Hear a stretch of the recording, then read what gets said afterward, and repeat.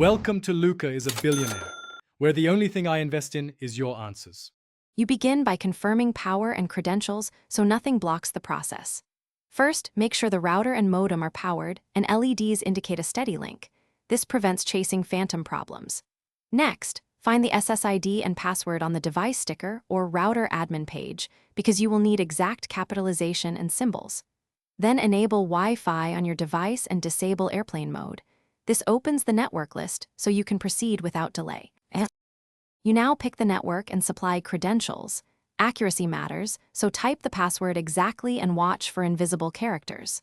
Once connected, check the security type, prefer WPA2 or WPA3 because it protects your data. If your setup requires a static IP, enter that under Advanced Settings to avoid address conflicts. Then choose the band, pick 4 GHz for better range or 5 GHz for higher throughput, and make sure DHCP is enabled unless you set IP manually. You finish by confirming real internet access, open a web page or ping 8 to validate connectivity because a network link does not always mean internet reachability. If pages fail to load, reboot both router and your device, then re-enter the password to rule out caching issues.